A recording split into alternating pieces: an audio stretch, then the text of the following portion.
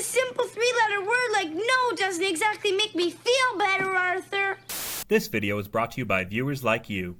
Thank you. Be sure to subscribe and help get this video to 2,000 likes. And I say, hey! The episode opens with Arthur saying how fun it is to make your own calendar, a sentence uttered by no 8-year-old ever. His doodle for January shows Bionic Bunny retconning history and saving everyone on the Titanic, which is just plain wrong, as everyone knows the Titanic sunk in April. Arthur explains how DW never shuts up about how her birthday is on March 1st. Hey, today is DW's birthday. What a coincidence.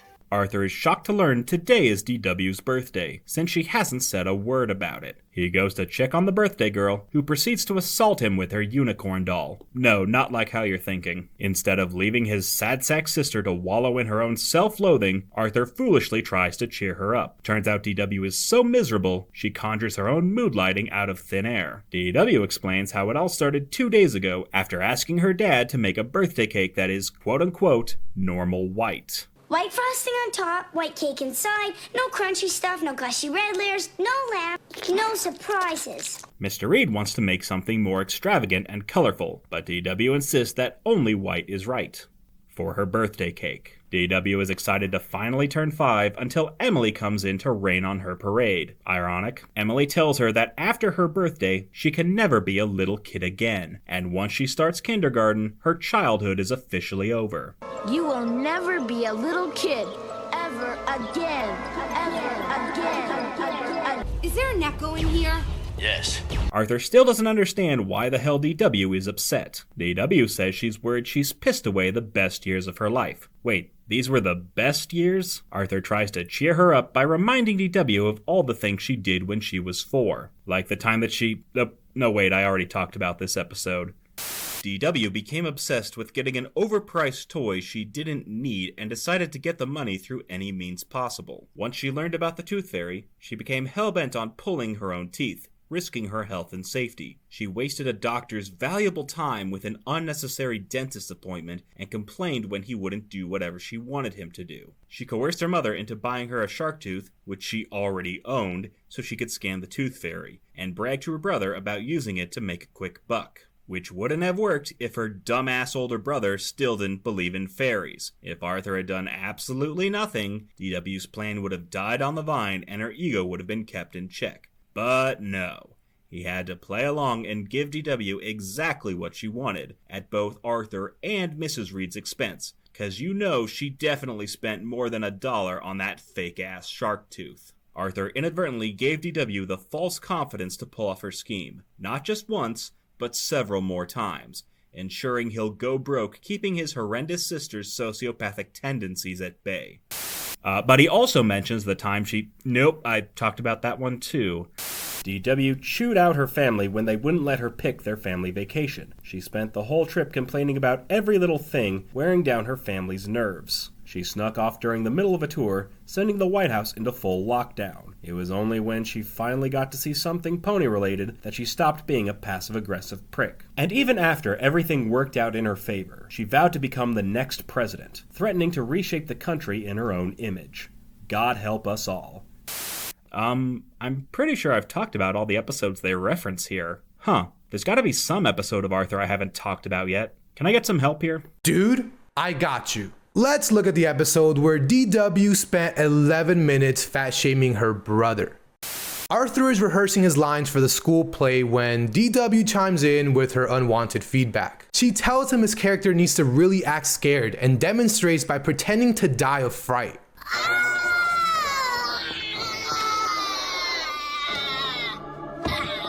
If only she wasn't pretending. Turns out Arthur has gotten too big for his britches. Literally. Mrs. Reed takes her son to the mall to buy a new suit and brings DW along because Misery loves company. Turns out the store only has one suit in Arthur's size, which happens to be husky. Instead of going to a second store, Mrs. Reed buys Arthur a suit that looks like it once belonged to Jordan Love. Arthur worries that he's now fat, a sentiment all of his friends seem to share. And while I'm all for healthy living, you gotta remember, the kid's only 8. Arthur's body dysmorphia is only worsened by DW, who tries to bully him into being skinny. That's your after-school snack? No wonder you need husky pants. DW goes full stage mom and counts every calorie Arthur eats. She even steals food out of his mouth. Over the next few days, Arthur struggles to keep up with his fitness goals as DW's plans to just yell at him to not be fat doesn't work. But Arthur is pushed to his limits when DW jokes that he looks like a random fat guy on TV. This prompts Arthur to get in shape purely out of spite, which is clearly a healthy mindset for weight loss. It's the night of the show and Arthur is thrilled to find his costume finally fits. He celebrates the moment with DW even though she had absolutely no positive influence on her brother's weight loss journey. Let's not forget the time DW killed her brother. Virtually, anyways. It all started when every kid in Elwood became obsessed with Virtual Goose, an interactive web game with the lore of Game of Thrones, but the visual appeal of Club Penguin on Percocet. The brain is bitter after dying in the first round and decides to plan a camping trip for his friends. And Mr. Ratburn, for some reason. The gang says no until one by one they all start dying in the game. Arthur explains how he was about to beat level 10 when disaster struck. He left the computer for 2 seconds, giving DW ample time to feed his virtual goose to a hungry crocodile. No! DW game ends Arthur's PC, so Arthur decides to game in DW.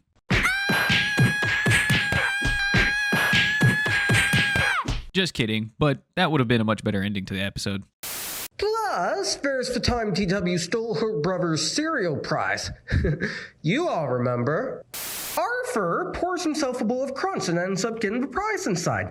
DW said he only got it because he took twice as much cereal as her and demands he share the prize with her. Mr. Reed blindly agrees with DW and tells Arthur to share. Father of the year, everyone! Arthur says they can't share a sticker, so DW resolves this by taking the sticker for herself and leaving Arthur with the blank husk. And don't try to say Arthur could just take the sticker back, because we all know a sticker loses half its stick once it's been stuck. That's it?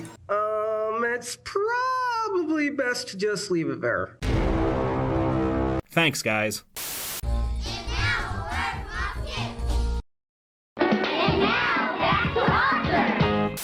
DW is happy again and thanks Arthur for reminding her just how great she is. Her words, not mine. DW is now excited to make her birthday wish. Arthur reminds her she can't wish for more wishes, which even I agree is a bullcrap rule. DW goes downstairs where her family surprises her with her racist birthday cake. DW is about to blow out her candles, but then spends 2 full minutes trying to come up with a damn wish. DW decides to wish for a pony, until her parents tell her her snowball would have a better chance in hell. Her dad suggests that she wish for new shoes. You don't wish for clothes, Daddy. Clothes just happen. I mean, she's not wrong. DW's cake gets stained with candle wax as she finally decides what to wish for. The Reed family digs in, and Arthur asks DW what she wished for. DW says it won't come true if she tells. Oh, so now you know how to keep a secret. James split his pants! Turns out DW wished for Arthur to fall face first into her birthday cake, which comes true almost immediately because God has a cruel sense of humor.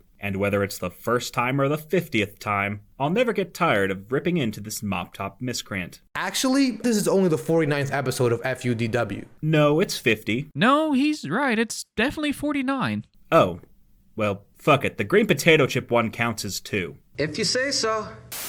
Let's review. DW spent almost all her birthday bitching and moaning over an imaginary midlife crisis. She feared her childhood was over and that her life had peaked at the age of 4, which would only make sense if the peak was upside down. Arthur tries to lift her spirits by convincing her how great she is. He lists off all the pranks and schemes she pulled off when she was 4, which ironically proved the opposite point. And even when Arthur finally managed to cheer up his sister, she thanked him by taking her sweet-ass time to make her birthday wish, which she used to humiliate Arthur in front of their family. So, all together, everybody. F you. F you. F you. F you. F you. F you. F you. F you. F you. F you. F you. F you. F U DW. F you. F you. F you. F you. F you. F U DW. FUDW.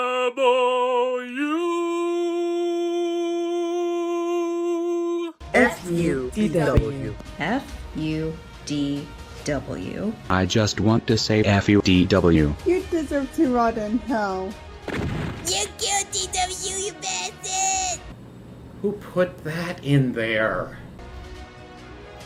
F you. F you. F you. F you. FUDW.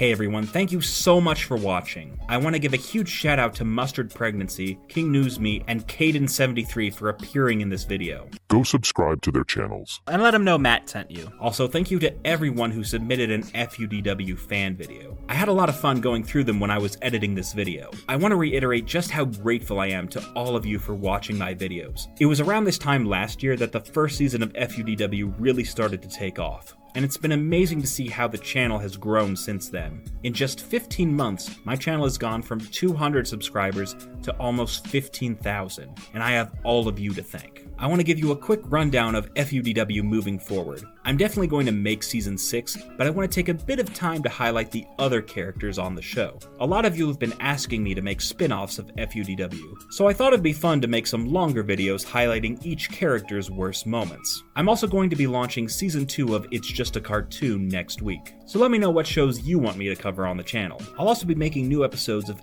FU Caillou and Angelica Can Eat It, so there'll be plenty of content coming out. If you're not already subscribed, go ahead and click that subscribe button and leave an FUDW in the comments. Thank you again so much, and I'll see you all next time.